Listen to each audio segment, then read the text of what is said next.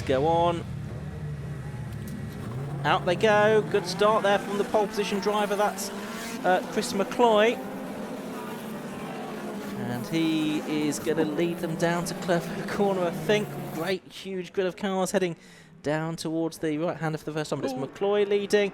It's Tate Taverner that was very out of shape there in the number 22 car, but he got that back under control. And I think has managed to get through. There's the Ford car going through a bit further back. Different shapes of Fiesta and the Mini as well. Harry Volkhart there has already passed about 10 cars from the back. The former World Touring Car driver making his debut in hot hatch in that Citroen Saxo. He absolutely blasted off the line. I guess it's kind of what you'd expect from a driver of his experience. See how far up the order in Class C he can get. Not a great start for Phil Wright. He's lost a few places, but he's with a gearbox that he didn't come to Croft with after he blew one up yesterday. A big lock up there from one of the Civics at 69, who was Joe Bauer in all of that. Another car with a massive lock up. That's the Volkswagen Polo a bit further back. I can see another model out there. That's Warren Andrews. But yeah, a few people having big old lockups on cold breaks down into Tower. Here's a real battle going on further up. Stephen Langton, who's gone from Renault to Honda for this year, gains a place.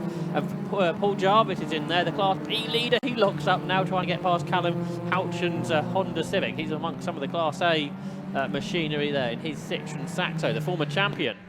Oh, and problems there. That's the 177 car of Matthew Mandipera, and that has stopped, yes, down at Clairvaux at the first corner with smoke emitting from under the bonnet. Car. We've got the safety car waiting for the cars to come through, which they do now, headed by Chris McCloy, so hopefully they'll all see the safety car flags. Some of them see it before others, I think it's fair to say. I think they have now all seen it and will just need to shuffle themselves back into the order in which they were when it first appeared.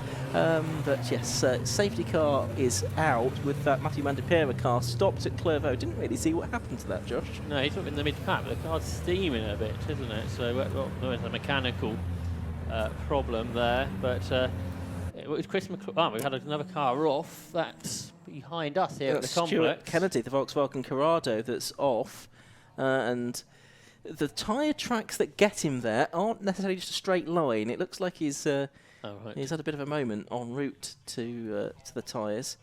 But great start there from Chris McCloy. I don't think he's ever started from pole position before, certainly not in this championship. Absolutely. Yeah. And held on ahead of Ryan Polly, who's such an experienced driver. Tate Taverner had a good start, didn't he? For that big slide at Clairvaux. He's still there in third. You know, upgraded car. He ran at the end of last year in Class B at Snetterton, and now has upgraded his Type R Trophy car to a Class A car. Then Phil Wright with this new gearbox in that Stephen Storley brought to the track last night, and they've fitted that, and could see that he's out there. Whether he's going as quickly as he perhaps would have done otherwise, I'm not sure.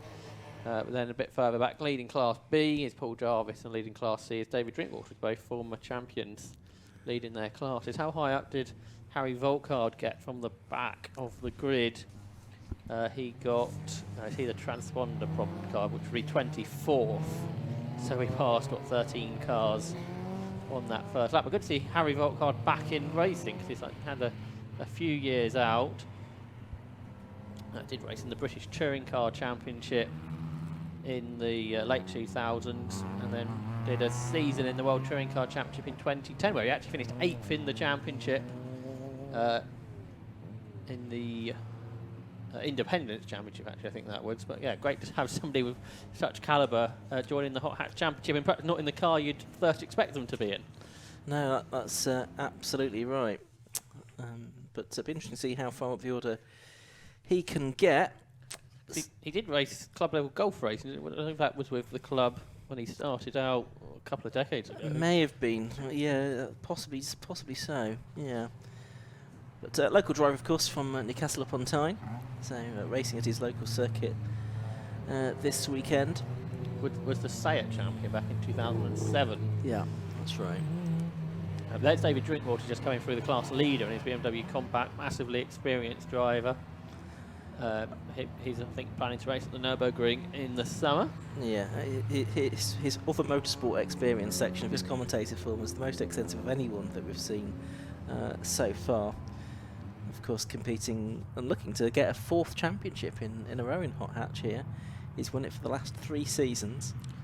he was a bit upset yesterday after a wheel off another car hit his car and dented his fantastically prepared BMW compact. It had a bit of a tyre mark down it yesterday. Could have been worse though, so I don't think he wasn't too worried about it. And he's just going through that. In the qualifying, he was on pole in Class E by over 3 seconds. But we're yet to see what kind of pace we may see from Harry Volkhart. I think the Mandipira Clio's been cleared, so we're just waiting for the Corrado. Yeah, the Stuart Kennedy car's now where it's ready to be towed away. It doesn't need to get far. Actually, the Mandipira car's not as cleared away as I thought it was. Yeah, it's just they've got it onto the runoff area, haven't they? But they've not managed to move it, so I wonder if the whole thing's just seized and it needs a lift. That's possibly the case.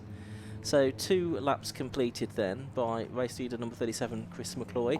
In second place, number 36, Ryan Polly. Third, number 22, Tate Taverner. Fourth is number 63, Philip Wright. Fifth is number 31, William Murphy. Sixth is 21, Jeff Connor. Seventh is 44, Trevor Gregory. Eighth is 60, Stephen Langton. Ninth is 24, Callum Houchin. And 10th is 59, Daniel McKay. The Corrado's hit the tyre wall more than I thought. It's quite badly beaten in at the front, unfortunately. It is, isn't it? Yeah. That's a shame. Lovely looking car, the Corrado. A retro car too. It might be the oldest car on the grid. That go back to the 80s? Oh, maybe the 90s, I would think. 90s. So there may be 1 or 2 slightly older cars out there. Yeah, got a few 90s cars, haven't we? Yeah, we've got a few, yeah. Which is cool. Certainly is. William Murphy is in 5th position. He is 27 years of age. Automotive technician from Milton Keynes, prefers to be called Will. Did some time attack in 2019 in the Pocket Rocket normally aspirated class. He was the champion there.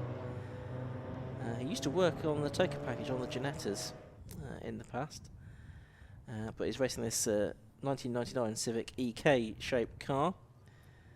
And Murphy Motorsport, he says his family and friend race team, and they bought the car in May 21 to convert it into a race car with the help of the team to compete in the last rounds of the 2021 season. So rush to get the build done, but they used a lot of parts off the Time Attack Civic Coupe that they used to compete in. So that's the William Murphy 21 car with a K24 A3 engine under the bonnet of that one. He's going well. They're up in 5th, isn't he? Yeah, absolutely. Up ahead of the Clio Cup car that Jeff Connor is campaigning.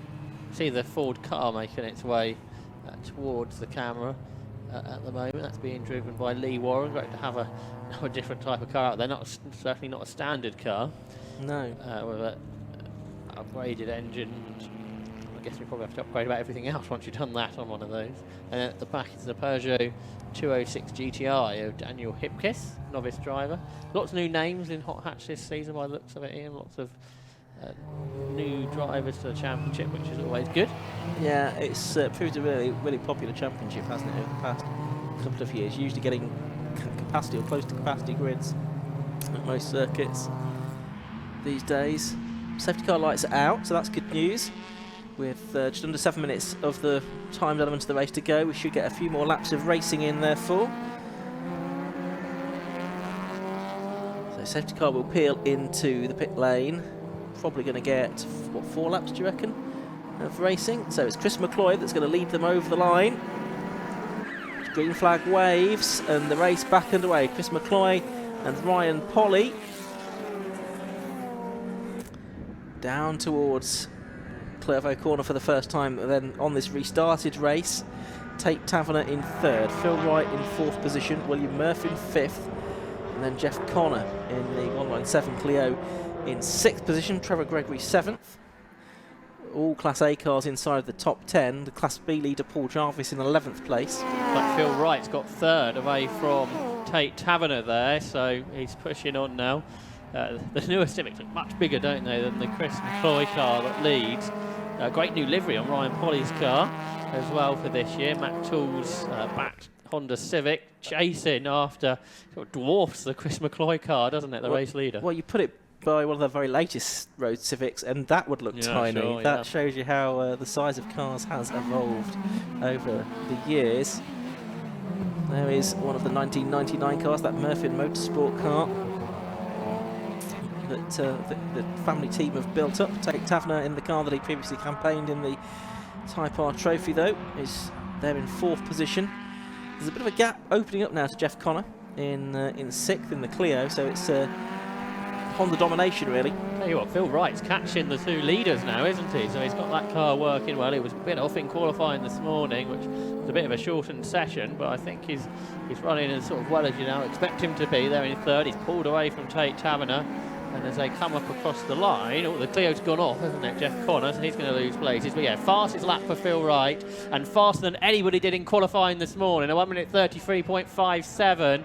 So Phil Wright, who's had to do a lot of work here at the circuit to get this car out, had to take the gearbox out of his car yesterday, they put the new one in overnight, and now he's lapping quicker than the top 2, and he's set a new lap record there, and only a second away from the previous category of hot hatch when the cars had a lot more power. So Phil Wright pushing on, going after Ryan Polly. The rain's returning by the looks of things, so is that going to make things a little bit difficult? But Chris McCloy, he's still doing a good job here. He's still in the lead. He certainly is, but now Phil Wright has got that fastest lap under his belt. We can see the big raindrops on our commentary box window. So this time it's coming across from the sunny direction. I think it's coming from different directions every time, it seems. And that's where the leaders are. And Ryan Polly trying to use this moment to attack the bit less experienced, perhaps Chris McCloy. And he's looking up the inside, but Ryan Polly, the former Shot Oval driver, can't make a way through. Multiple 750 Motor Club champion as well is Polly. And Phil Wright, I think, starting to have a go by the looks of it there as they come down to the comments. But certainly, yes, the track looking quite wet there. The windscreen wipers are on. Right up the inside of Polly to try and get a second place away at the second part of the complex, and he does it. Phil Wright goes through to P2. Can Ryan Polly fight back as they head to the hairpin on the outside line, though? I don't think he's going to be able to do it. So Phil Wright up to second. Off out over the grass there, Ryan Polly. So that's going to lose him crucial momentum as well, I would think. And now can Phil Wright, with probably 2 laps to go, do anything about the race leader? Can he get ahead of Chris McCloy? Down to Clairvaux for the 6th time in this race, 3rd time since the restart. And the rain's a lot worse than it's been all day, isn't it? Certainly around the back of the circuit and into the complex. Not sure it's so bad at the moment through Clairvaux, and they're saying that there with Gregory got there, he's sideways there, but he caught it. Meanwhile, the battle's a bit further out there. It's Harry Volkhart. He's been caught by Paul Warren, who's also come through from the back of the grid, so they're both progressing nicely. Here's Class B cars. Mick Dwayne there, he's 3rd in class. Paul Jarvis still leads, and David Knight is in 2nd place. And the Mini now has gone off. That's Jerry Frost in 75. He's getting back on. It's just showing how tricky it is. But up front, it's still Chris McCloy. But Phil Wright right on terms with him. And now he's challenging down into Barcroft. There's hardly room there. He found room. There was a back marker in there as well. An awesome move there from Phil Wright to take the lead. I was convinced there wasn't room for that, but he made it work. And now he's the race leader, Ian. Very nicely done. I thought Ryan Polly was going to follow through as well, and he might do now. He has it on the second part of Sunny. Poor old Chris McCloy's been mugged there. He's gone back to 3rd place. Phil Wright leads. Ryan Polly up to 2nd, so it's now 63 that leads from 36 in 2nd place. 37, Chris McCloy goes down to 3rd place as the rain continues to sweep across Croft. We weren't expecting it to turn out quite like this afternoon. More lap traffic to deal with. That's the number 5 car. That's the Neil Frost Civic 20. Martin Paget has been off. He's been caught out by the slippery surface as well. Last lap board goes out to Phil Wright, though, as number 26, the Peugeot 206, is off as well.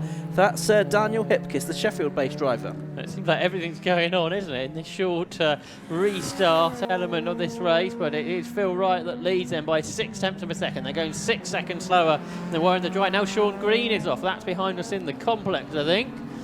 So he's trying to get back on, but lots of difficulties out there. In Class C, we haven't mentioned them lately. David Drinkwater leads from Paul Durdle, and then Wayne Shackelford is in 3rd place. Now there's another car across the grass. That was number 4, Stephen Harrison. But the leaders have got more traffic to deal with down towards Tower. They were there.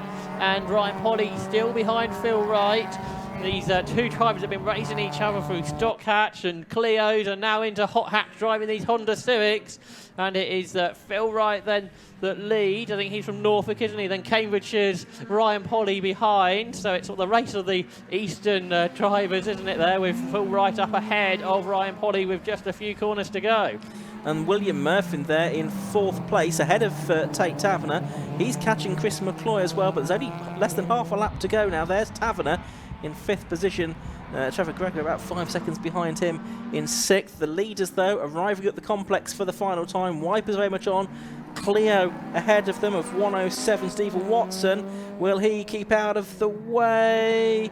He's not necessarily going to help Ryan Polly, I don't think, although Polly does get quite a nice tight line there, but I don't think he's going to have the momentum out of the final corner, so it's going to be Philip Wright that wins round 1 of the PBS Brakes Hot Hatch Championship for 2022, but with only a few tenths of a second between himself and Ryan Polly in the end, half a second it was. Chris McCloy, he comes across the line, I think, in 3rd place. Out of a Class B are making their way through the complex absolutely together, 3 of them. You'll see that in camera shot in a moment. It's Paul Jarvis just ahead of David Knight and Mick Dwayne. It's Citroen Saxo, Honda Civic and Renault Clio. They come out of the hairpin. So 3 very different cars in Class B, but it is Paul Jarvis, former champion, that wins, but the 3 of them absolutely together.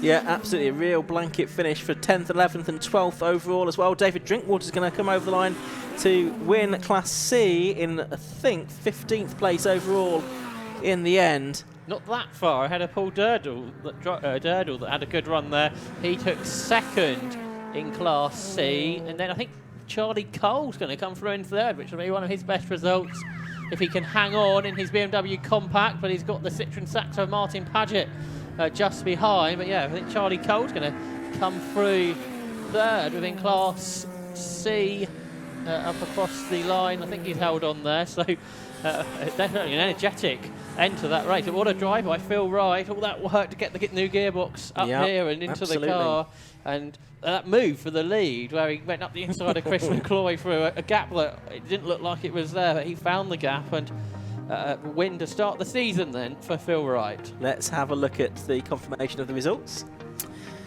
Phil Wright it was, who completed 7 laps in that race in 15 minutes 7.18 seconds, just over half a second ahead of Ryan Polly, so 63 from 36. Chris McCloy, 37, was 3rd. Will Murfin, 4th, number 31. Tate Taverner, 5th, number 22. Trevor Gregory, he'll be pleased, I should think, with 5th, number 40, with 6th, number 44. 7th, number 59, Daniel McKay, the first of the Fiestas, the first non-Honda in fact. 8th, number 60, Stephen Langton. 9th, 21, Jeff Connor. And 10th was 58, Paul Jarvis, winning Class B. He didn't get the fastest lap bonus point within Class B, the only one of the class winners not to do so. And in 11th place, it was the 525 car of David Knight with the Civic. Mick Dwayne, 777. The Clio 172 finished 12th and 3rd in Class B. 24 was 13th, that was Callum Hoochin. 14th was number 7, Cameron Elder. And 15th, number 1, the Class C winner, David Drinkwater. Further back, we'd got Paul Durdle, 2nd of the Class C cars in 18th position overall. And a bit further back than that, we should see our 3rd place finisher. That was Charlie Cole in the BMW Compact, 22nd place overall. I think in 26th place, that was the Harry Volkhart car, so he made a lot of progress on the first lap, but not a lot thereafter. He finished then in 26th position. Bizarrely, he got his fastest up on the last lap when it was quite damp, so I think there's more to come there, isn't there? Absolutely right, and a few more cars making it 35, I think, that started, although not all of them made it to then. I think we had 37 started, 35 got beyond 1 lap, but a couple didn't quite make it all the way to the end. Well, Hot Hatches are back in action tomorrow, and that will be at around about 10 to 3. The second race of the weekend. Don't go anywhere though, still 2 more races to go this evening. We've got the BMW Car Club Racing Championship coming up next, their second round of the season, and the Tigawar Tyre Par Trophy. Those will come up after we've heard from Chris Stephens in the pit lane.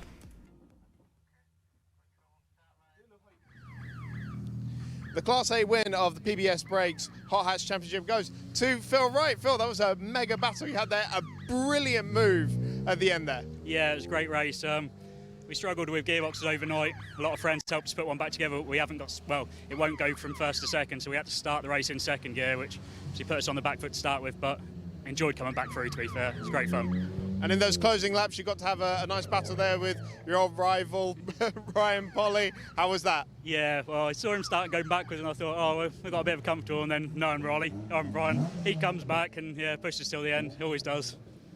This rain's been on and off all day. How was it to manage? It was a bit worrying. So we've got intermediates which we run, but we went for the dry setup, and as soon as we got in the holding area, hailstones started falling. So a bit worrying, and then it started coming down. But luckily enough, we got heat in the tyres, so it wasn't too bad.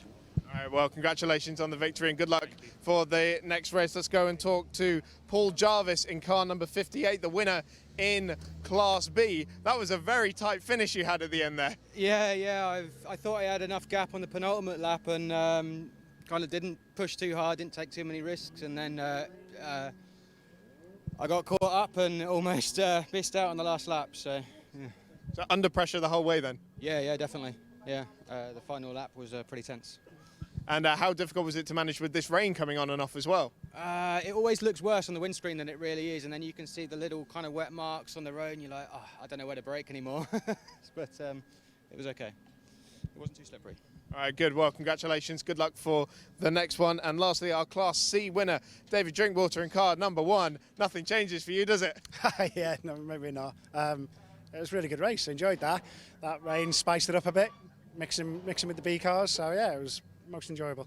How much are you fighting with the other cars? Are you risking it or just playing it safe? No, playing it safe because I'm not racing against them as such. So trying to be steady with them, but having a bit of fun as well. So I had a good fun with one of the Clios there, so it was enjoyable. You've gone off racing in Europe. You know, you've driven on some of the most difficult circuits in the world. So I imagine a bit of rain like this wasn't too much trouble for you. No, and a bit of rear-wheel drive action makes it more fun. So it was quite good yesterday. We had hail in testing yesterday afternoon. So yeah, it was a bit of practice for today. All right, well, great job. Congratulations again. Ian, let's go back to you. As you see, the car's getting back up on the grid for the final BMW Car Club race of the day.